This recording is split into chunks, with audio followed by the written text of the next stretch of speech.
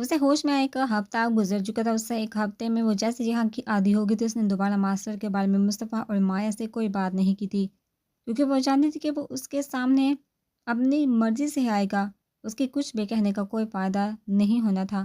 اب وہ بالکل نارمل تھی، یعنی جسمانی لحاظ سے وہ بالکل ٹھیک تھی۔ جہاں تک بات روح کی ہے تو اس پر تو بہت زخم تھے جن میں روز درد اٹھتا تھا۔ یہ شام کا وقت تھا، وہ اپنے کمرے کی کھڑکی کے سامنے کھڑی باہر کا منظر دیکھ رہی تھی۔ ایک وقت تھا کہ وہ اس منظر میں کھو جایا کرتی تھی، اسے دنیا کی خوبصورتی اٹریکٹ کرتی تھی، مگر اب اسے کچھ سمجھ نہیں آیا۔ مگر اب اسے سمجھ آیا دنیا خوبصورت تو صرف تب لگتی ہے جب آپ کی زندگی خوبصورت ہو۔ اگر زندگی میں خوبصورتی نہ رہے تو دنیا کا یہ حسن کسی کام کا نہیں۔ اسے اس منظر میں وہ صبح یاد آئی تھی جو اگلے دن اس نے اسلام آباد میں دیکھی تھی۔ وہ ماما پاپا کی وجہ سے بہت پریشان تھی۔ ماما کے کہنے پر وہ یہاں آ گئی تھی، مگر اس کا دل مری میں ہی ان کے پاس تھا۔ انہیں جلدی سے جا کر یونیورسٹی میں فارم جمع کروایا تھا۔ وہ سب جلدی سے ختم کر کے واپس مری جانا چاہتی تھی، اس کے لیے یہاں رکنا مشکل ہو رہا تھا۔ یونیورسٹی سے نکلتے اس نے اپنی واپسی کے ٹکٹ بک کروائے تھے۔ وہ اپنی کسی دوست سے بھی ملنا نہیں چاہتی تھی، اس وقت اسے بس ماما سے ملنا تھا۔ گھر آ کر اس نے جیسے تیسے 2 گھنٹے گزارے تھے اور پھر وہ واپس مری جانے کے لیے روانہ ہو گئی تھی۔ ایک عجیب سی بے چینی تھی اس کے دل میں، ایسا لگ رہا تھا کہ جیسے کچھ برا ہونے والا ہے، کچھ بہت برا۔ جانے وہ کیا تھا، مگر کچھ تو تھا جس نے اسے اسلام آباد میں آدھا دن بھی گزارنے نہیں دیا تھا۔ اور اب جانے اب اسے یہ راستہ اتنا لمبا کیوں لگ رہا تھا۔ وہ بار بار گھڑی دیکھ رہی تھی، شام کے اندھیرے بھی پھیل چکے تھے۔ جب وہ مری میں پہنچی تھی اس نے فوراً ہی رائڈ بک کی تھی۔ ماما پاپا میں سے کوئی نہیں جانتا تھا کہ وہ واپس آ گئی تھی۔ ظاہر ہے اگر انہیں بتا دیتی تو وہ اسے کبھی نہیں آنے دیتے۔ گاڑی جیسے جیسے گھر کی جانب جا رہی تھی اس کا دل زور سے دھڑک رہا تھا۔ اپنی کیفیت اسے خود بھی سمجھ نہیں آ رہی تھی، اور پھر اسے محسوس ہوا کہ دل نے رکنا بند کر دیا ہو۔ گاڑی رکی تھی، وہ بجلی کی رفتار میں باہر نکل کے اپنے گھر کی جانب آگے اس کے سامنے رک گئی تھی۔ اس کا گھر آگ کی لپیٹ میں تھا۔ ماما پاپا، اس کی زبان اس الفاظ ادا کرنا بھی بھول گئی تھی۔ کانپتے وجود کے ساتھ وہ گھر کی پچھلی جانب آگے تھے۔ ماما پاپا کے کمرے کی کھڑکی کے پاس آ کر اس نے دیکھا وہ دونوں ہی اندر تھے، ایک دوسرے کے ساتھ۔ ان کی نظر بھی اس پر پڑ چکی تھی۔ اس نے انہیں پکارنا شروع کیا تھا، وہ کھڑکی پر زور سے ہاتھ مار رہی تھی۔ بھاگ جاؤ امل، بھاگ جاؤ بھاگ۔ وہ مسلسل اسے ایک ہی بات کہہ رہے تھے اور وہ جنونی انداز میں کھڑکی پر مکے مار رہی تھی۔ اس نے گرم ہونا شروع کیا تھا، مگر اسے پرواہ نہیں تھی کسی بھی چیز کی۔ کن سوچوں میں گم ہو سلیپنگ بیوٹی، کسی آواز اسے ماضی سے باہر لے آئی تھی۔ تم رو رہی ہو؟ مصطفیٰ نے اس کے پاس آ کر کہا تھا۔ میں رو رہی ہوں۔ اس نے اپنے گالوں کو ہاتھ لگایا تھا، وہاں نمی سے وہ مسکرائی تھی۔ مجھے معلوم ہی نہیں ہوا۔ آنسو صاف کرتے ہوئے اس نے کہا تھا، ماضی کو اتنا یاد کرنے سے کچھ حاصل ہوتا ہے کیا؟ اسے پوچھا تھا، ماضی کیا کچھ حاصل کرنے کے لیے یاد کیا جاتا ہے؟ سوال کے جواب میں بھی ایک سوال ہوا تھا، بالکل مختصر جواب تھا۔ کیا مختصر سوال تھا؟ کوئی سبق، کوئی منظر یا کوئی مقصد؟ کہتے ہوئے اس نے اپنی نظریں کھڑکی سے باہر کے منظر کی جانب کی تھی۔ ماضی اس لیے نہیں ہوتا کہ اسے یاد کر کے ہم اپنے زخموں کو تازہ کریں، اس تکلیف کو دوبارہ سہیں، بلکہ ماضی تو اس لیے ہوتا کہ ہم ان زخموں کی وجہ کو یاد کر کے اسے سبق سیکھیں اور اس وجہ کو دوبارہ پیدا نہ ہونے دیں، تاکہ ہمارا حال ہمارے ماضی جیسا نہ ہو، کیونکہ ہمارا آج کل ہمارا ماضی ہی تو بنتا ہے۔ اس کی بات پر جانے کتنے ہی لمحے مصطفیٰ کو دیکھتی رہی تھی، جو سامنے کے منظر کی جانب دیکھ رہا تھا، اور پھر کچھ لمحوں کے بعد اس نے گہری سانس لے کر اپنی نگاہوں کا رخ بھی سامنے کیا تھا۔ ماضی کے درد کی وجہ کو دوبارہ پیدا ہونے سے روکنے کے لیے اس وجہ کو ہی ختم کرنا بھی تو ضروری ہے نا؟ وہ کھوئے ہوئے انداز میں کہہ رہی تھی۔ مصطفیٰ نے اس کی جانب دیکھا تھا، وہ کسی گہری سوچ میں تھے۔ ہاں، جب تک وجہ ختم نہیں ہوگی تب تک ہم سب ٹھیک کیسے کر سکتے ہیں؟ اس کے جواب پر وہ کچھ لمحے مزید خاموش رہی تھی۔ ماسٹر نے تمہارے لیے میسج دیا؟ اس خاموشی کو مصطفیٰ نے توڑا تھا۔ کیا؟ وہ حیران ہوئی تھی۔ وہ چاہتے کہ تم اپنی پڑھائی کمپلیٹ کرو، انہیں تمہارا ایڈمیشن یہی قریب ایک یونیورسٹی میں کروا دیا۔ مصطفیٰ کی بات پر اس کے چہرے کی تصورات بدلے تھے۔ میں نہیں پڑھوں گی، حتمی انداز میں کہتے ہوئے وہ پلٹ کر بھائی جانب رکھے صوفے پر جا کر بیٹھی تھی۔ کیوں؟ کہ تمہیں آگے نہیں پڑھنا چاہتی؟ مصطفیٰ کے سامنے جا کر کھڑا ہوا تھا۔ بالکل پڑھنا چاہتی ہوں، مگر میں تمہارے ماسٹر کی غلام نہیں ہوں کہ وہ جہاں کہے گا میں وہاں چلی جاؤں گی۔ کیا فرق پڑتا ہے اس سے؟ تم نے آگے پڑھنا ہے تو اس کے لیے پڑھنا تو ہوگا نا، پھر جہاں انہوں نے ایڈمیشن کروایا ہے وہی پڑھ لو۔ اسے سمجھ نہیں پا رہا تھا۔ پڑھوں گی، ضرور پڑھوں گی، مگر اپنی مرضی کی یونیورسٹی میں جا کر اپنے ماسٹر سے کہہ دو۔ اگر وہ چاہتا ہے کہ میں پڑھوں تو ایڈمیشن میرا ہو چکا ہے، بس مجھے وہاں جانے دیں۔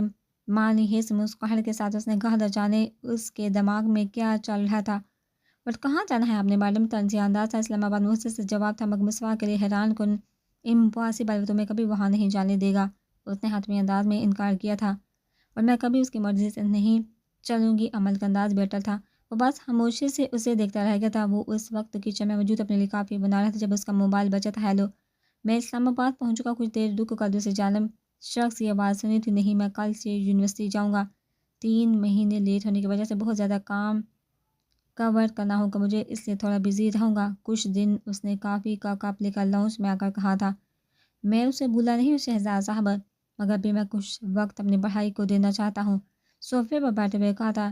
چہرے پر حیرانگی تھی، اوکے کہہ کر کال کٹ کی تھی، اور پھر اس نے ایک اور نمبر ڈال کیا تھا۔ کچھ دیر بیٹھ جانے کے بعد کال ریسیو کر لی گئی تھی۔ کیسی ہو تم؟ انہیں پوچھا تھا، چہرے پر اب نرمی تھی۔ ٹھیک ہوں، میں بھی اسلام آباد آ چکا ہوں واپس۔ کافی کا ایک گھونٹ لیا تھا۔ وہ کیسی ہے؟ اس نے پوچھا تھا، انداز بہت الجھا ہوا تھا۔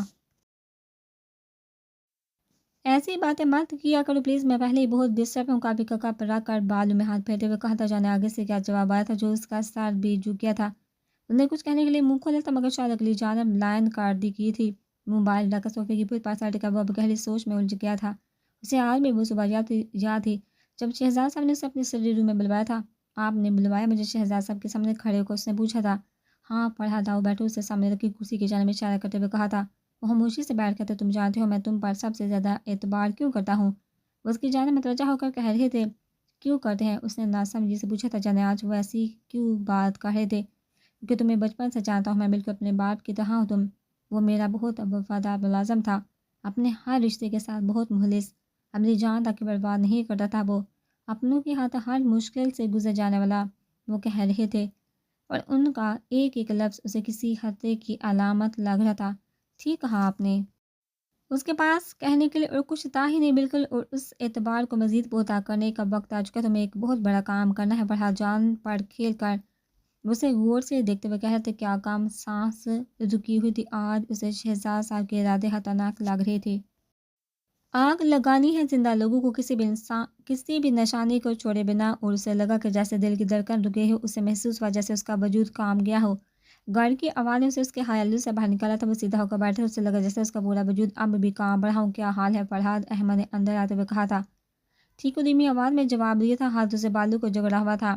تم ٹھیک لگ تو نہیں رہی، کیا بات ہے؟ اسے غور سے دیکھتے ہوئے اس نے کہا تھا۔ کوئی بات نہیں احمد، بوجھ ہے بہت بڑا۔ اس نے سر اٹھا کر اس کی جانب دیکھا تھا، اس کی آنکھیں لال ہو رہی تھی۔ تم کیا کر کے آئے ہو فرحاد؟ بتاؤ مجھے، اس کے کندھے پر ہاتھ رکھتے ہوئے پوچھا تھا۔ گناہ کر کے آئے ہو؟ اس کے جواب نے احمد کو کچھ دیر کے لیے خاموش کر دیا تھا۔ کون سا گناہ؟ اس نے دوبارہ اپنا سوال دہرایا تھا۔ آگ لگا ہے میں اس کی جانب دیکھتے ہوئے کہا تھا۔ کہاں؟ ایک اور سوال ہوا تھا، انسان کو، زندہ انسان کو، اور اس کے جواب نے احمد کے پیروں تلے سے زمین کھینچ لی تھی۔ وہ اس وقت لیپ ٹاپ کھولے بیٹھا تھا، نظر سامنے اسکرین میں موجود ٹی وی لاؤنج پر تھی جہاں وہ مسوا کے ساتھ بیٹھی کوئی مووی دیکھی تھی۔ کچھ دیر بعد ڈور بیل بجی تھی، ایک گہری سانس لے کر وہ اٹھا اور اپنے کمرے میں واپس آیا تھا۔ دروازہ کھول کر اس نے سامنے کھڑی لڑکی کی جانب دیکھا اور واپس پلٹ کر اپنے صوفے پر آ کر بیٹھ گیا تھا۔ کیسی ہو تم؟ اس نے پوچھا تھا، انداز سنجیدہ تھا۔ ٹھیک ہوں ماسٹر، مگر ایک مسئلہ ہے۔ اس کے سامنے کھڑے اس نے کہا تھا، تمہیں یہاں آنے سے منع کیا تھا میں نے۔ لہجہ سخت تھا۔ سوری ماسٹر، مگر بات ہی کچھ ایسی تھی۔ اس نے سر جھکا کر کہا تھا۔ بیٹھو، سامنے رکھے صوفے کی جانب اشارہ کرتے ہوئے وہ خاموشی سے وہاں بیٹھ گئی تھی، مگر کچھ کہنے کی ہمت نہیں کر پا رہی تھی۔ مجھے تمہارے بولنے کا اور کتنا انتظار کرنا ہوگا مایا؟ وہ یہاں نہیں پڑھنا چاہتی، اسلام آباد جانا چاہتی، اپنی پرانی یونیورسٹی میں پڑھنے۔ اس نے جلدی سے کہا تھا۔ تھوڑی دیر خاموشی رہی تھی، اوکے پرسکون انداز میں جواب آیا تھا۔ اوکے، وہ حیران ہوئی تھی۔ ہاں، اگر وہ وہاں پڑھنا چاہتی ہے تو ٹھیک ہے، کل اسے وہاں پہنچا دینا، وہ کہہ کر کھڑا ہوا تھا، یعنی بات ختم ہو گئی تھی۔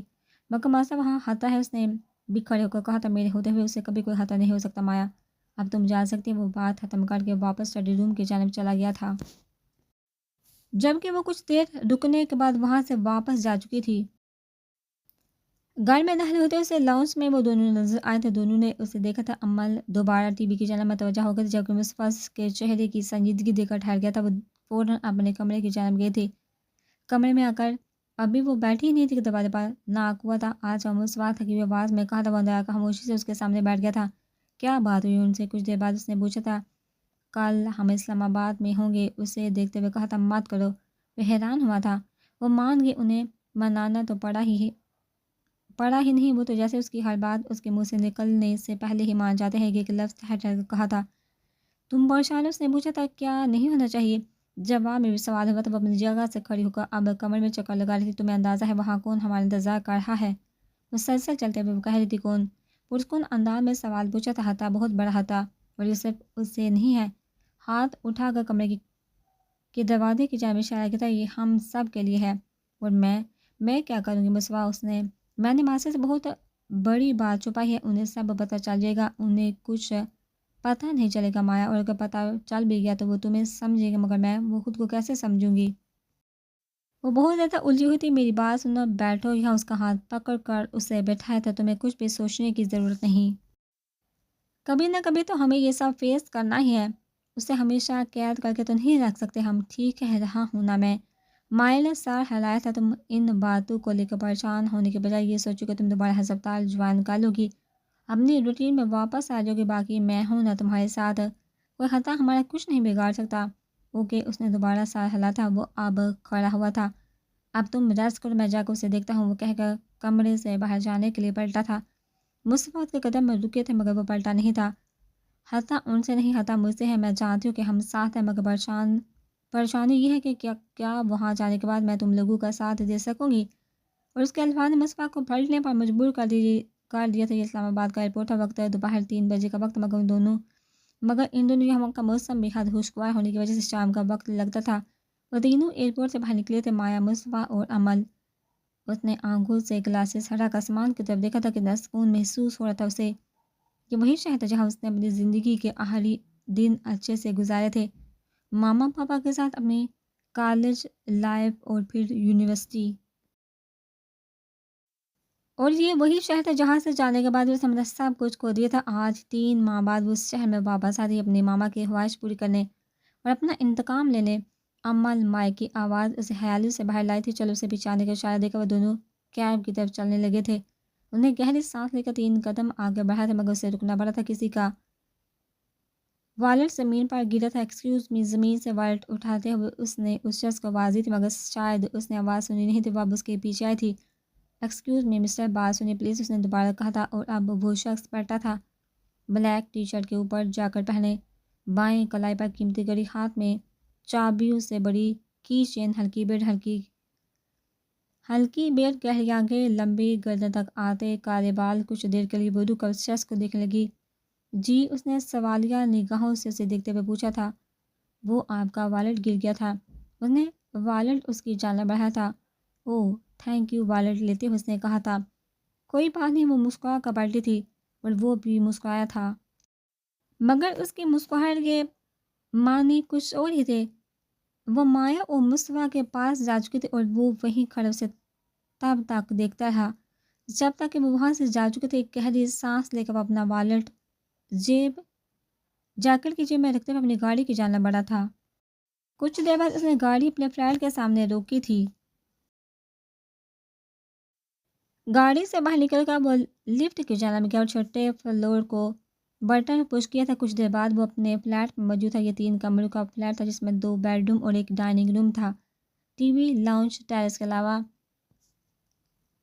امیر کن سٹائل کا کچن بھی۔ والز اور فرنیچر بلو اور وائٹ کنٹراسٹ کا تھا۔ اپنے کمرے میں آ کر اس نے ایک نمبر ڈال کیا تھا۔ السلام علیکم، پروفیسر صاحب صوفے پر بیٹھے ہوئے کہا تھا۔ وہ کل سے یونیورسٹی آ رہی ہے، اور آپ نے مجھے اس کے ایک ایک پل کی رپورٹ دینی ہے، جانتے ہیں نا آپ؟ انداز بے حد سنجیدہ تھا۔ آپ فکر مت کریں، میری نگاہیں اسی پر ہوں گی۔ دوسری جانب سے جواب سن کر اس نے سر ہلایا تھا۔ شکریہ آپ کا، اس نے مسکرا کر کہا تھا۔ کوئی بات نہیں، دوسری جانب سے کہا گیا تھا، اور اس نے کال کٹ کر دی تھی۔ ہماری ملاقات بہت قریب ہے، سلیپنگ بیوٹی، دھیمے لہجے میں کہتے ہوئے اس نے صوفے کی پشت سے سر ٹکایا تھا۔ انہیں پوری رات جا کر گزاری تھی۔ اپنے شہر میں آنے کے بعد اس شہر کی یادیں بھی تازہ ہو گئی تھی، مگر اس کے اندر اب بھی بے چینی تھی۔ وہ اپنے گھر جانا چاہتی جہاں وہ سب رہتے تھے، مگر یہ ابھی ممکن نہیں تھا۔ وہ یہاں آ کر بھی ان کے ساتھ رہنے پر مجبور تھی، اور یہ بھی سچ تھا کہ وہ وہاں رہ نہیں سکتی تھی۔ اس نے خود سے ایک وعدہ کیا تھا، وہ جس مقصد کے لیے یہاں آئی تھی اسے پورا کیے بنا وہ وہاں سے نہیں جائے گی۔ ایک آخری نظر اس نے سامنے ڈریسنگ ٹیبل کے آنے پر ڈالی تھی، جہاں اس کا عکس نمایاں تھا۔ بلو ٹاپ، بلیک ٹراؤزر پہنے، گلے میں لپٹا ہوا دوپٹہ کاندھے سے نیچے آتے، ڈارک براؤن بالوں کی پونی तेल बनाए हुए जेवर के नाबार दाएं कलाई पर एक घड़ी, मेकअप में आंखों पर काजल और होंठों पर लाइट पिंक ग्लोव्स लगाकर वो उस सादे होली में भी पुरकशिश लग रही थी।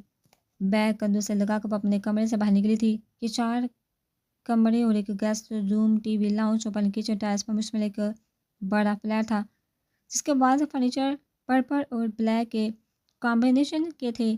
कमरे से निकलकर वो किचन के काउंटर की जानब आई थी जहाँ मुस्तफा पहले से मौजूद था। वाह, लगता है यूनिवर्सिटी पर क़यामत डालने का प्लान है, उसे आंख मारते हुए कहा था। मेरी काफ़ी उसकी बात इग्नोर करते हुए शेल्फ के पास किचन पर बैठ गई थी। बिल्कुल मैडम, ये ली उससे काफ़ी का कप थमाया था। तुम्हें कुछ बातें समझ नहीं होंगी अमल।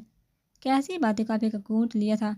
तुम्हें वहाँ बहुत संभल कर रहना होगा। मैं नहीं जानता कि बॉस कैसे तुम्हें यहाँ लाने पर मान गए, मगर मैं इतना जानता हूँ कि यहाँ तुम्हारे लिए खतरा है। वो लोग जानते हैं कि ये शहर तुम्हारा है, इसलिए तुम्हें ढूंढना अब भी छोड़ा नहीं होगा उन्होंने। वो रुका था। मैं ये सब जानती हूँ मुस्फा, कोई नई बात करो। अपना बैग उठाते हुए उसने कहा, देखो ब्यूटीफुल गर्ल, मास्टर ने कहा है कि तुम्हें संभल कर रहना और किसी से भी जल्दी दोस्ती नहीं करनी। तुम्हें किसी के भी करीब नहीं होना और ना ही किसी को तुम तक पहुँचने देना है। तुम्हारी सेफ्टी के लिए ये ज़रूरी है। कुछ समझ रही हो ना तुम? उसने सिक्योरिटी के लिए पूछा था। उसने श्योरिटी के लिए पूछा था। समझ के एक मनहीस मुस्कान के साथ कहकर वो वहाँ से बाहर निकल गई थी। जहाँ नीचे ड्राइवर्स का इंतजार करता चली गई वो। माया ने अपने कमरे से निकले हुए पूछा था। वो भी अस्पताल जाने के लिए तैयार हो चुके थे। हाँ, तुम भी जा रही हो? मैं अकेला बोर हो जाऊँगा। उसे अब अपना ख्याल आया था। बोर होने की क्या ज़रूरत है? तुम हमारे लिए अच्छा सा लंच रेडी कर सकते हो। मुस्कुराते हुए कहा था, अगर तुम लंच पर आने का वादा करो। वो तो उसके लिए भी तैयार था। मुझे अफसोस है कि मैं तुम्हारी ख्वाहिश पूरी नहीं कर पाऊँगी। इतनी लंबी छुट्टी के बाद जा रही हूँ, मगर परेशान मत हो, मैं डिनर पर तुम्हें ज़रूर ज्वाइन करूँगी। ये भी ठीक है। वो मान गया था। तुम क्या सोचे हो? उसके पास आकर माया ने पूछा था। मुझे कुछ गड़बड़ लग रही। उसके चेहरे पर फ़ौरन संजीदगी आई थी। कैसी गड़बड़? वो हो- वो बहुत पुरस्कून है। ऐसा लगता है जैसे उसके दिमाग में कुछ चल रहा है। वो वाकई परेशान था। उसके दिमाग में सिर्फ गुस्सा है मुस्वा, और अगर वो पुरस्कून है तो ये तो अच्छी बात है। उसकी बात का मतलब नहीं समझ रही थी, लेकिन मुझे ऐसा लग रहा है कि वो मास्टर से जंग करने वाली मुस्वा की बात पर माया हैरान हुई थी। मास्टर से जंग? उसे वो बाकायदा हंसने लगी थी। क्या तुम पागल हो गए हो मुस्वा? जाकर आराम करो, वो कहकर वहाँ से चली गई थी, जबकि वो वहीं खड़ा कुछ सोच रहा था। जंग तो होगी, मेरी छोटी हिस्स कह रही है। उससे कहकर वो अपने कमरे की जानब मुड़ गया था। अम्मा वो क्लास की जानब बढ़ी थी। जब उसे अपने पीछे से आवाज़ आई थी, उसने पलट कर देखा, मुस्कुराई।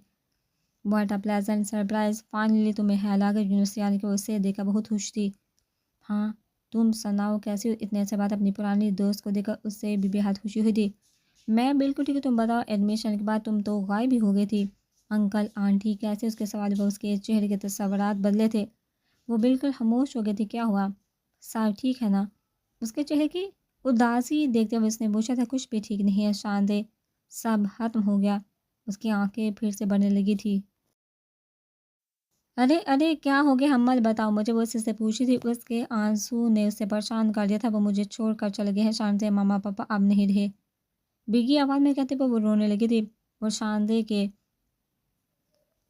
पर आसमान शांति के ऊपर आसमान गिरा था। ये तुम क्या कह रही हो? ये कैसे हो सकता है? वह हैरानगी की इंतहा पर थी। हो गया, वो सब कुछ हो गया है जो तुम सोच भी नहीं सकती। तुम आओ, हम कैफेटेरिया में जाकर बात करते हैं। चलो। कुछ देर बाद वो कैफ़े की कुर्सियों पर एक दूसरे के आमने सामने मौजूद थी। अमन ने उसे उस रात का सारा वाक़या सुनाया था, मगर उसने पूरी हकीकत नहीं बताई थी। वो जानती थी कि ये बातें वो किसी से भी नहीं कर सकती। तुम अब कहाँ रह रही हो? शायद ने कुछ देर बाद उसे पूछा था। एक कज़न है मेरी यहाँ, उसके साथ रह रही। उसने झूठ कहा था। वो उससे ये सब नहीं बताना चाहती थी। मुझे यकीन नहीं आ रहा। अमल सिर्फ चंद अरसे में क्या से क्या हो गया। अमल के हाथ पर हाथ रखते हुए उसने कहा था, एक रात, सिर्फ एक रात में हुआ ये शानजे। उसने जैसे गलती सुधारी थी। वो शानजे खामोश थी। तुम बताओ, मंगनी हो गई तुम्हारी? कुछ देर की खामोशी के बाद उसने खुद को नॉर्मल करते हुए कहा था, हाँ, 2 महीने पहले हुई है। बहुत बहुत मुबारक हो तुम्हें आज मोहब्बत हासिल कर ही ली तुमने। अमल ने उसे छेड़ा था। बस अल्लाह का करम है, उसे गौर से देखते हुए कहा था।